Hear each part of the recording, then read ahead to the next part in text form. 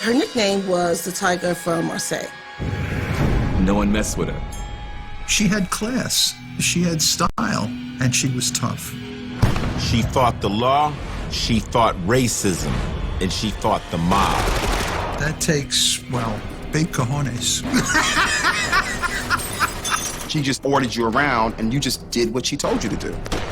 St. Clair is a master manipulator. Did she use gangster methods? Maybe so. The fact that she was outmanned, outgunned, and outlawed, she didn't let that stop her.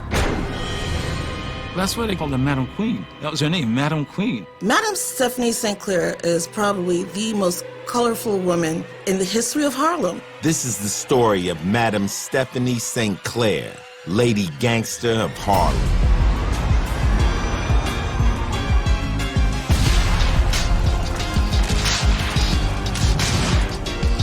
She was a black woman in a white man's world, a numbers runner and a gangster who fought off the mob.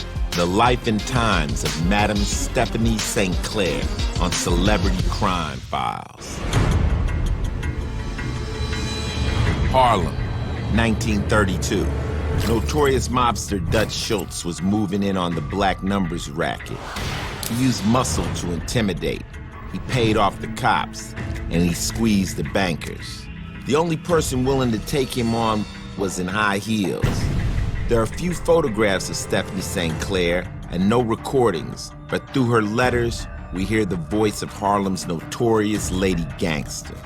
I'm going after this here Dutch Schultz. I'm going to show him something, and he better get out of Harlem before I begin. She just didn't take no crap from nobody, and I don't care if you're white, black, male, female, or whatever. This is her house, and you're gonna respect it.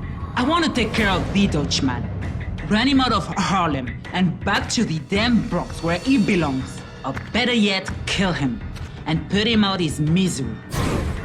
She was a brilliant, brilliant woman, very disciplined, demanded a certain kind of class from the people who were around her, but she always kept an MF in her mouth just in case. And she would curse you out, and guess what? If she had to, she would take you out. The goddamn Dutchman can kiss my ass. Feisty doesn't begin to describe what Madame St. Clair was like. She was way, way, way beyond feisty. For 3 years, Madame St. Clair and Dutch Schultz battled for control of the Harlem hustle. You cannot let some goddamn white man come and take over the colored operations. Miss St. Clair was gangster. She had the attitude and the servitude to say, this is what I believe in, this is what I'm gonna stand up for. She kept it real.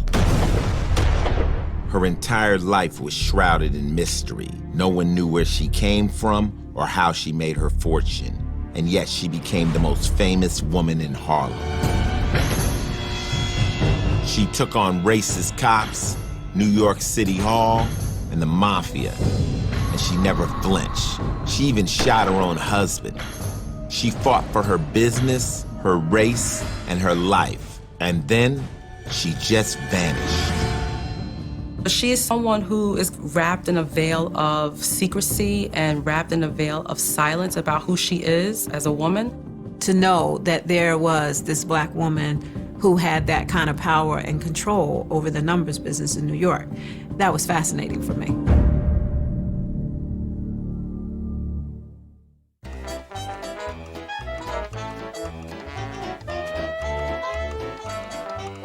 In the 1920s, Harlem became the cultural capital of Black America. If you wanted to shine your light, you would come to Harlem if you were black. It was the period called the Harlem Renaissance. There was a great flourishing of the arts and intellectual exchange. Harlem was the home of the Universal Negro Improvement Association. Race reformers like Marcus Garvey and W.E.B. Du Bois spread the word.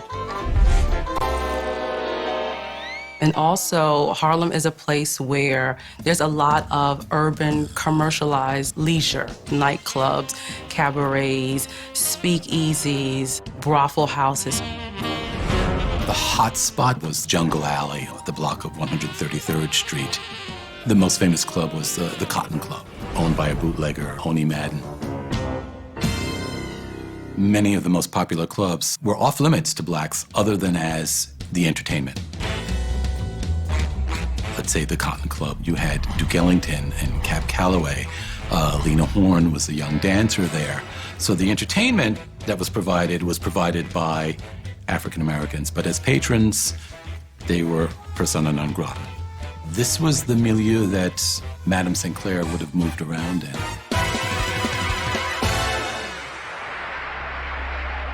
She came to Harlem around 1912, probably in her late 20s, but never revealed her age. Different accounts have her being born sometime in the late 19th century, either 1883, 1886, 1896. She claimed she was from Marseille, France. However, some scholars claim that she was actually from Martinique, but strong historical evidence suggests she was from Guadeloupe. According to the New York Amsterdam News, she comes in, she's literate but penniless. There was money to be made in Harlem. You just had to be willing to play the game. I know about the numbers racket from growing up in Harlem, and pretty much just about everybody from your next door neighbor to your uncle, they would play the numbers. That was a part of everyday life in Harlem. Everybody liked to gamble, and everybody can't make it to the casino. And that's the reason why you got lottery today. I believe that they took that from the number game. It's a simple game. You pick a 3-digit number between 1 and 1,000. If your number hits, you're rolling. The odds are 1,000 to 1, but it pays off 600 to 1. If you played for a penny, you would get $6, which was a lot of money back in 1916, because for $6, you could actually feed your family for a week. They called it a policy game, like an insurance policy. And when you picked your numbers, you made out a policy slip and gave that to a runner. The runners pick up these number slips at different numbers drops. They could be at a cigar shop, a bar, a church sometimes, at restaurants. They then take those numbers to what's called a controller. They then take the numbers, write them down, log everything, and then they take their work to the numbers banker. The banker is the person who hires the numbers runners, the controllers, and then the banker goes about choosing those 3-digit lucky numbers. The numbers were picked in a very capricious way. Some would say, well, we're going to use the numbers from this racetrack, this stock, or from the clearinghouse numbers, which are posted in the newspaper every day. It was a small game, and most of the people ignored it outside of Harlem. But what people didn't realize is how many people were playing these pennies. And it was millions of dollars. The first big policy banker in Harlem was a cat named Casper Holstein. He opened his bank around 1920. Holstein was raking in more than $1 million a year. And this is at a time when Herbert Hoover, who was the president, was making $30,000 a year. In 1922, Madame Stephanie St. Clair got into the hustle, backing her bank with a $10,000 bankroll. Now, we don't know how she managed to save $10,000 from 1912 to 1922, but indeed she did. She was making anywhere between $1,000 to $2,000 per month. That was a lot of money. It was rare to hear of a black woman having access to such wealth at the time. It was even more rare for one to be the boss.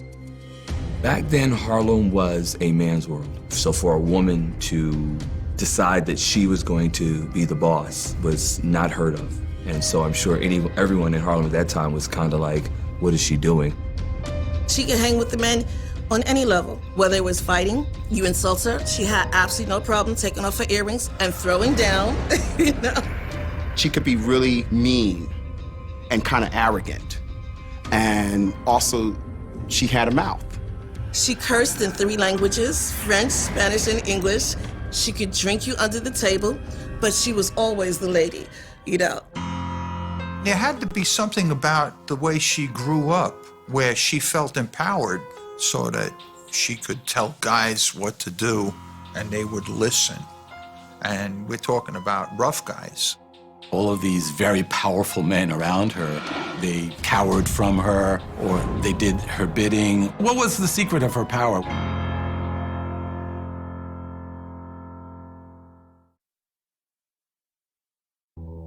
I think what has attracted women to myself and to the story of Stephanie St. Clair is the fact that we used survival methods. We were surviving in a man's world, and it was about not allowing someone to take anything from you. And I think all women can relate to that, especially women of color.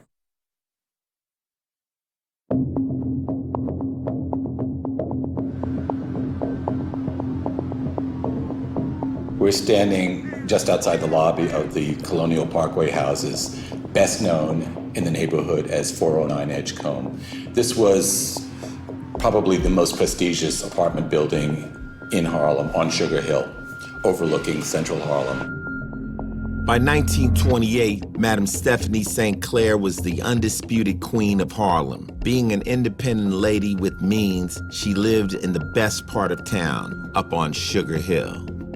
Sugar Hill. This is where the happenings were. Listen, in every kingdom, okay, there are kings and queens, okay, and this was the hill. Sugar Hill takes its name sort of as it's implied, sugar coming from the slang for money.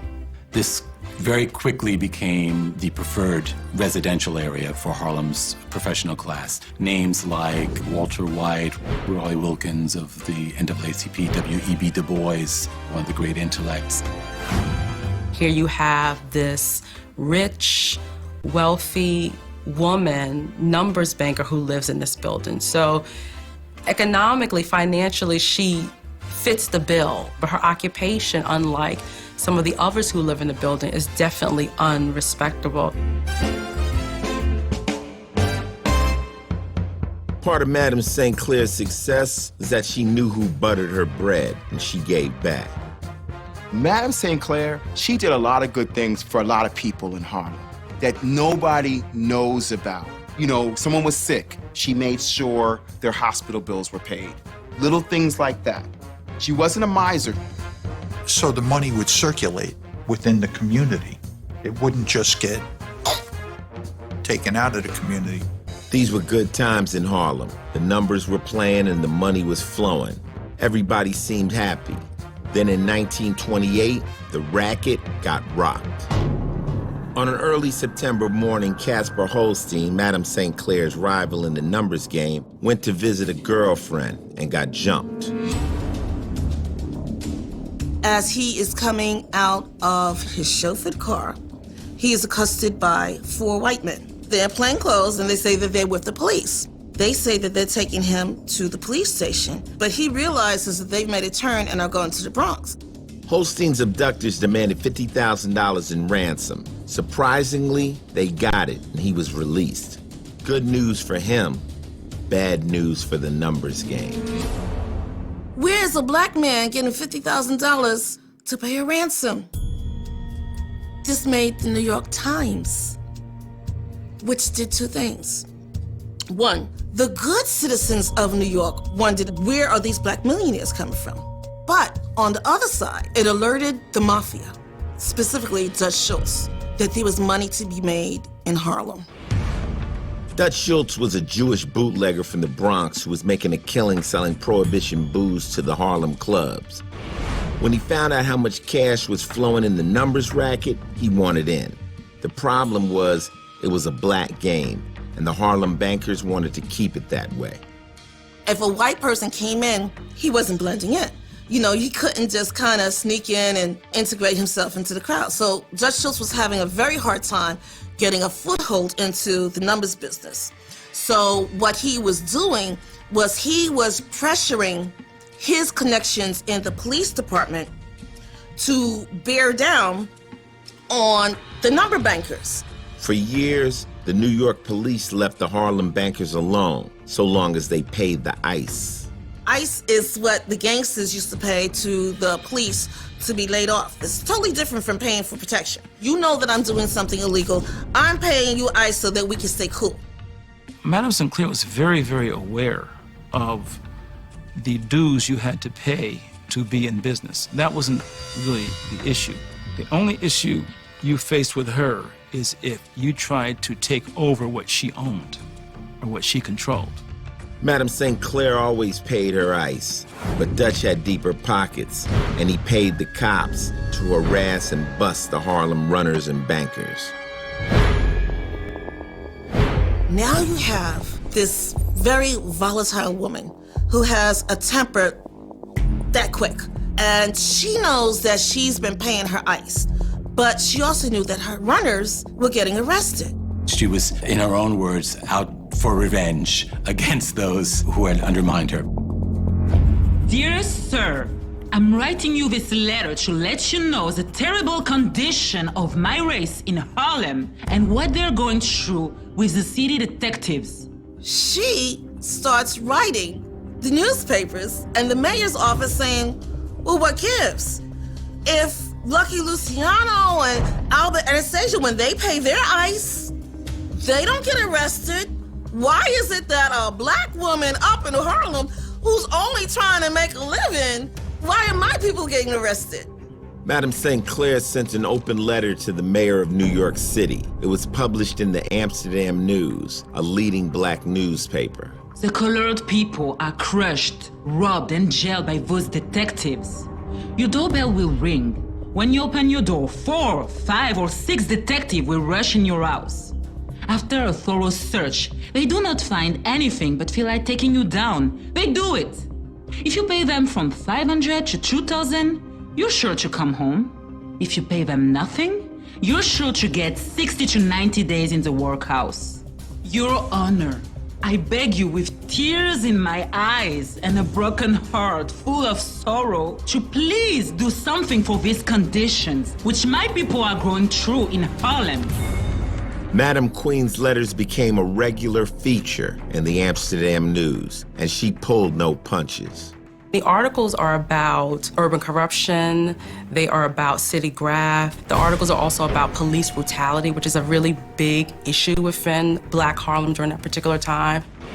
She's taken out ads outing precinct commanders and squad leaders. Hey, man, they took money and they weren't honest enough to take a bribe and keep it.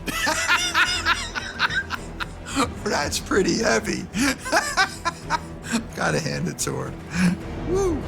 But the harassment didn't stop. In September, Madame St. Clair published a letter addressed to the members of my race. I have made a careful search of the law to find out if it is legal for the police to treat you as they've been doing.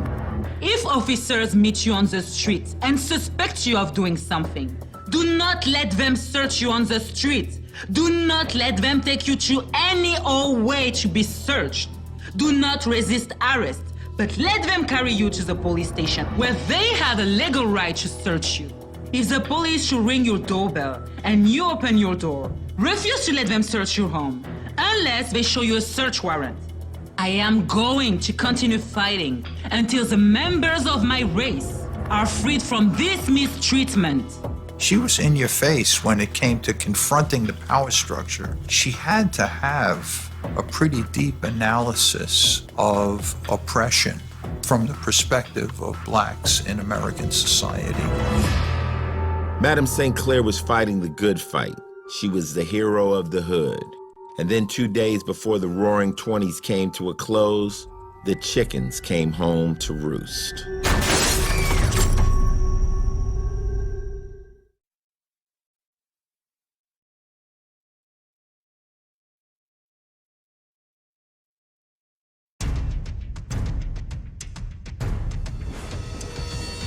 By the end of 1929, Madame Stephanie St. Clair, the policy queen of Harlem, was waging war on 2 fronts, trying to hold off Dutch Schultz's mob and fighting City Hall over persistent police harassment.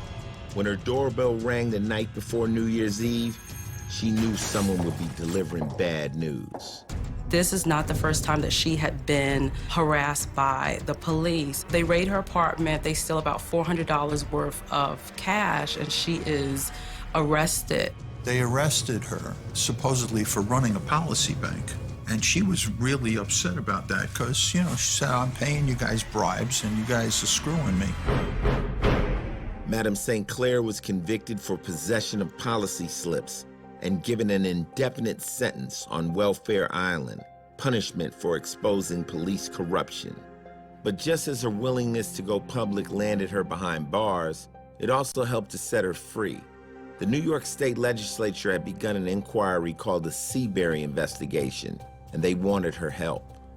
The Seabury investigation was an investigation into the legal system, the criminal system in New York, connecting police and politicians to urban crime.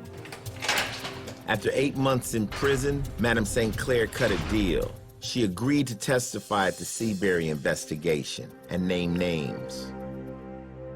She goes and she testifies about her connection to city police and how she paid them off to protect her. She told on the police that were getting the money. She told on the judges who was getting the money and were not holding up their end of the deal. They say more than 10 people went to jail because of her testimony. Now, while this is going on, Dutch Schultz is still trying to get in. Dutch, by this time, has hired the Harlem Badmen, Bub Hewlett being the most famous or infamous of them all. Bub Hewlett was considered the baddest dude in Harlem, a fearless gangster who would cut you for looking at him the wrong way, and he had no problem working for the Dutchman. The number bankers are at a disadvantage because they're not thugs, and they're going up against Dutch Schultz. These people are gangsters. Now, to Bub Hewlett's credit, he did go to the black bankers and said, hire me and my boys and we'll offer the protection. And the bankers didn't want any part of it because they didn't want a war. Bub's thing is, you're already in a war, you just don't know it. Once Bub Hewlett and his thugs went to work, most of the Harlem bankers just caved and joined the Dutch Schultz outfit. But not the Queen. Bub goes to visit her and to tell her, well, Queenie, I've known you for years. Just go ahead and capitulate. Dutch will make you a good deal. She flies off the handle, throws him out. You cannot let some goddamned white man come and take over the colored operations. I will stand up to the goddamn Dutchman, and I am a lady. You are men, and you will desert me now? What kind of man would desert a lady in a fight? She was a leader, and she understood the reality of the turf. She wasn't an idealist. She's definitely calling Dutch Schultz out in newspapers. She's definitely attacking his numbers runners. The goddamn Dutchman can kiss my ass. He thinks I'm some stupid Negro? I show him. He thinks wrong. In September of 1932, the war between Dutch Schultz and Madame St. Clair took a wicked turn. A good friend of hers, Catherine Odlum, who is a lawyer, is approached by a white man who tells her that he'll give Catherine $500 if she'll lure Stephanie St. Clair to her apartment so that he can kill her.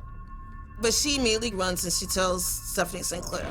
Madame St. Clair and Miss Odlum then go to the police and file a report. And they're like, yeah. When the police failed to respond, Madame St. Clair went to Harlem's courthouse and demanded that Schultz be arrested, but the white judge just threw her out of his court. She then goes to the mayor's office and demands to see the mayor. You know, this is a woman who has absolutely no sense of limitations. The chief of staff was able to stop her and promised her that he would give the mayor her message. She left and she said, but you know what? No problem, because I know in 2 months, I have a secret weapon that's going to explode all over Harlem.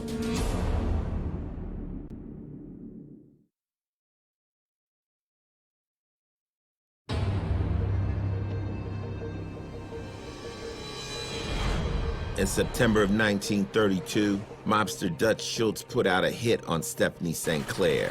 The cops, the courts, and the mayor all turned a blind eye, so she took her case to the streets. She got out on the corner of 125th Street and 7th Avenue, got on a soapbox, and she got a megaphone, and she said, who does he think he is? He is nobody. I'm going to show him something, and he better get out of Harlem before I begin. I'm going after this here Dutch Schultz. His stores are taking $10,000 a day out of Harlem. They pay hits, yes, but they send out men to hold you up a block away. and take away his money. I know what I'm talking about. For her to even consider doing it says a lot about how committed she was to the community. She was taking on the mob because she didn't want them to take over the Harlem community. She was willing to risk her life and other individuals' lives so that Harlem could be saved. It's very dangerous to go up against men. You know, men have guys, men have lieutenants, they have soldiers. I want to take care of the Dutchman. Run him out of Harlem and back to the damn Bronx where he belongs. Or better yet, kill him and put him out his misery. I think it was very bold of her, but I think she had an infrastructure and support system. See, there were consequences if you killed Madam Queen. Like any boss, St. Clair had protection. She referred to hers as her secret weapon. Her secret weapon? Bumpy Johnson was going to be back out in the streets. Ellsworth Bumpy Johnson was Madame St. Clair's muscle. After moving to Harlem from South Carolina as a teenager, he met and impressed the Queen with his toughness, and she put him to work. He was the biggest enforcer at the time, and for her to hire him and have him work for her was huge. No one had ever heard of a man working for a woman before like that. You're gonna respect who bring you in, and you're gonna protect who bring you in.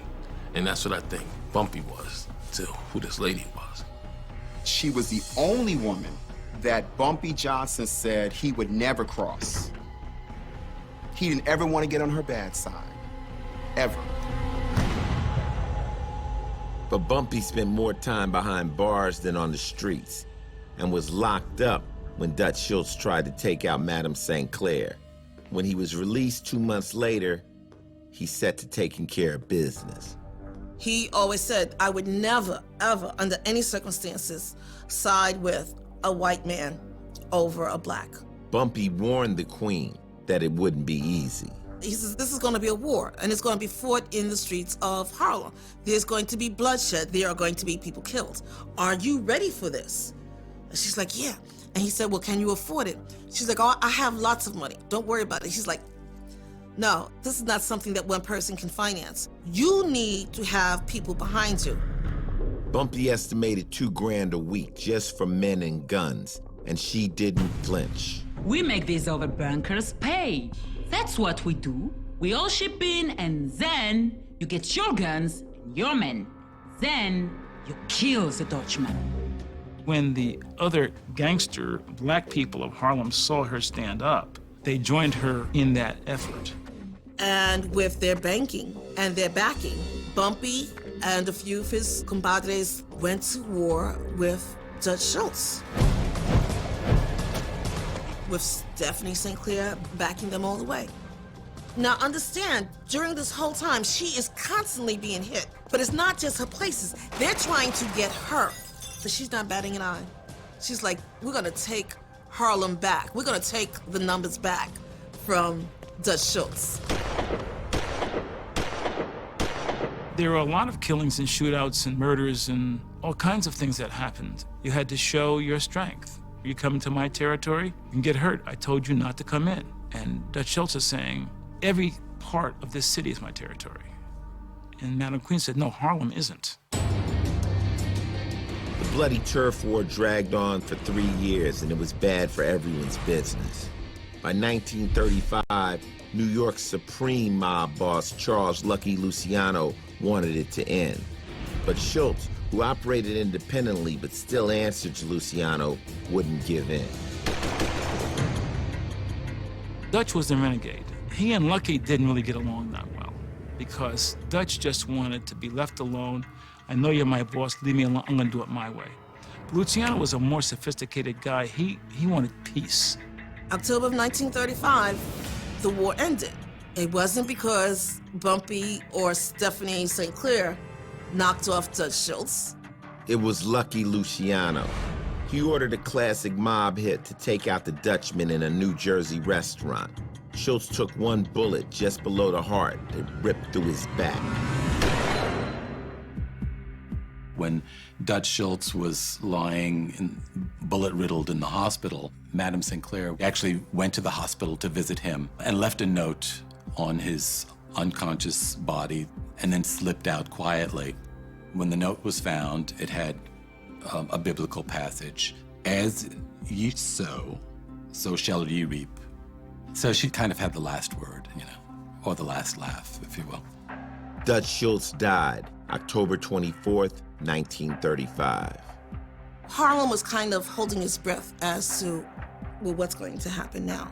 There was a void that led to a lot of money, and Lucky Luciano wanted in on it.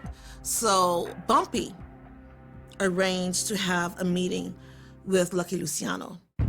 At first, Luciano tried to hire Bumpy or pay him to go away.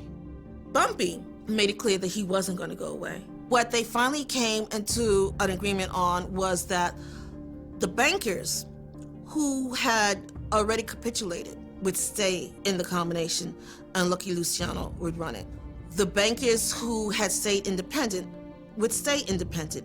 Another deal that was very important was that anything that happens in Harlem, Bumpy would get a piece of. He became the de facto godfather of Harlem Godfather. Stephanie St. Clair was furious. It wasn't that she begrudged Bumpy his glory, but she wanted him to continue to work for her. Bumpy was now too big in his mind to work for her, and that caused a schism between them. It was personal, but it was also business. In the end, Madame St. Clair had no options. She agreed to the terms and gave away a piece of her bank to Luciano and Bumpy. Bumpy Johnson rose to power at that point, and she stepped down. As Madame St. Clair and Bumpy parted, another man moved into her life. After Dutch Schultz dies, she gets married. Their union went south at some point. She took a .38 and tried to blow him away.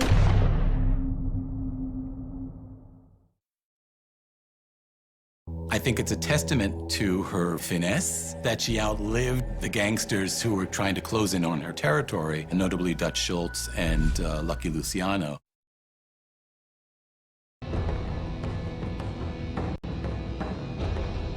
As the relationship with her business partner, Bumpy Johnson, soured, a romantic interest emerged in Stephanie St. Clair's life. His name was Sufi Abdul Hamid. He is a pretty flamboyant-looking character. This is a really tall man, weighs 225 pounds. He could be seen in Harlem walking with a head turban, a cape, a little bit of jewelry. Like Madame St. Clair, Sufi Hamid was an outspoken race reformer.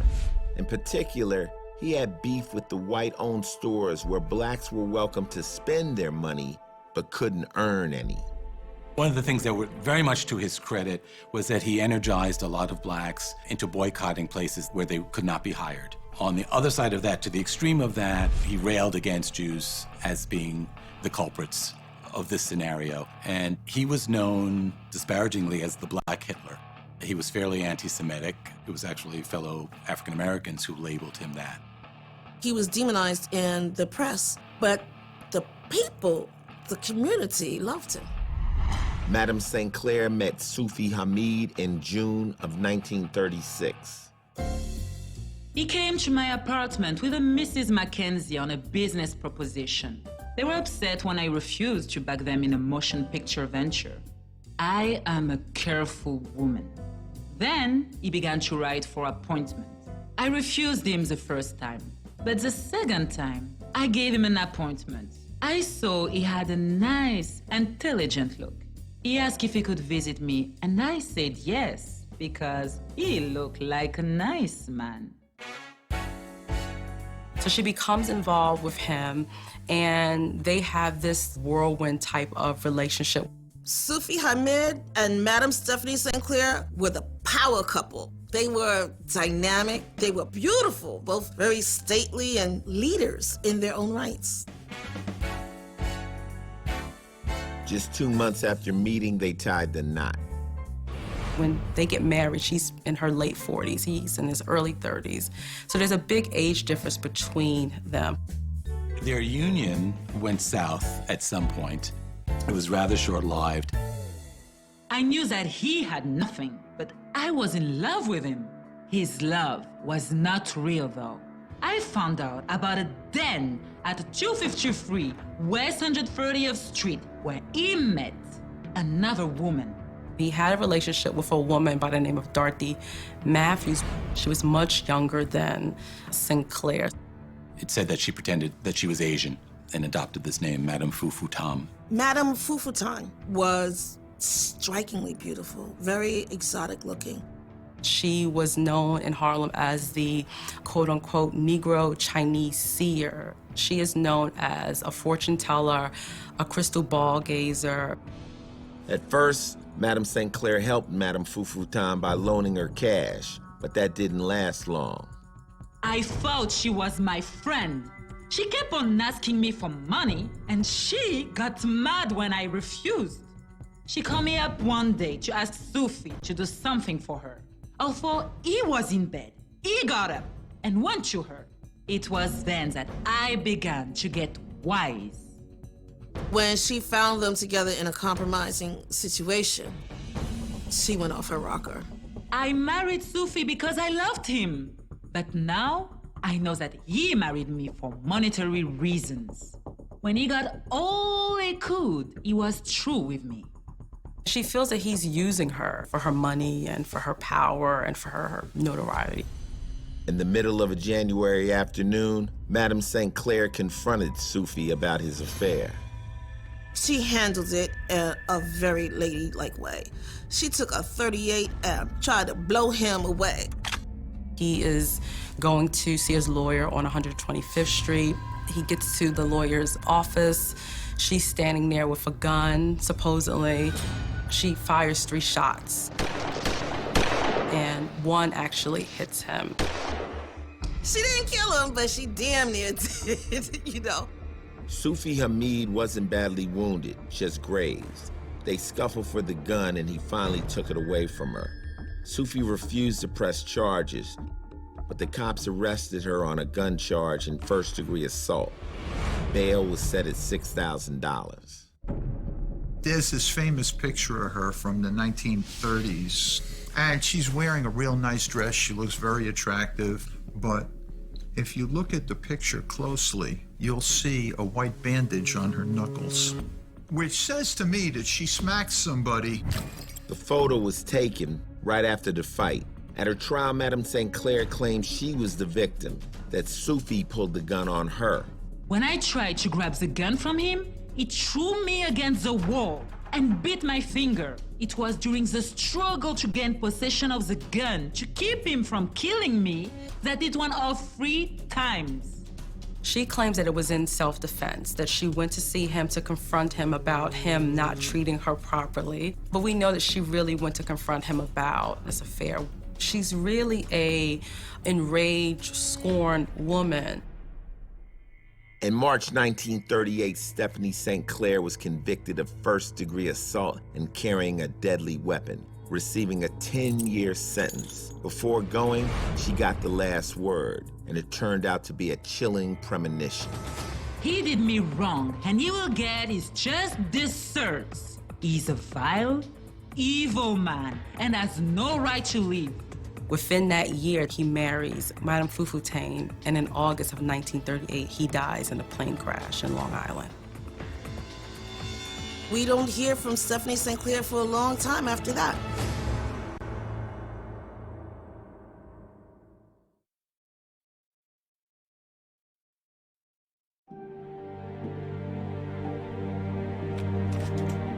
Stephanie St. Clair's incarceration marked the end of her reign as the policy queen of Harlem, but it was only the beginning of the mystery that surrounds her to this day. She kind of disappeared. She fell off the radar. She probably serves only 2 years in jail because we know that she's out of jail at least by the early 1940s. I do know that there were people who tried to stay in touch with her, but she was just fed up. The relationship with Bumpy broke her heart. The relationship with Sufi broke her heart. She seemed to have no interest in maintaining any other relationship. One rumor had her moving to Long Island, sitting high on a $500,000 fortune in a big mansion. It becomes rather unclear what becomes of her in her later years. Records on file have her dying in 1969. Some say she died in Harlem, but I've seen records that say that she died living in Suffolk, in central Islip. How did she die? Did she have a heart attack, you know? Was there some type of chronic illness? It's just not known. There's a budding urban legend, urban myth, that Madame St. Clair is buried here in Trinity Church Cemetery. The cemetery has no records to indicate that she's buried here. Just as mysteriously as Madame St. Clair arrived in Harlem, she vanished from the scene. But her legend lives on in Harlem's history. Stephanie St. Clair represents someone who was bold, who was defiant, someone who reached notions of race and gender norms, someone who stepped outside of the box. She was a legend because she was doing something that no woman had ever done. She went up against Duck Schultz and Lucky Luciano? I mean, come on. That's power. That's power. For a woman in that period of male chauvinism and racism to rise to the level that she rose and live to die a natural death is to be celebrated. There was no way that she wasn't going to make it. And if that was the only way that she could make it, fighting her way into a man's world, no one could do it better. Was she a gangster? Yes. Did she care about the community? Yes. Was she willing to die, to stand up against the odds for the community? Yes. So where I come from, that's gangster.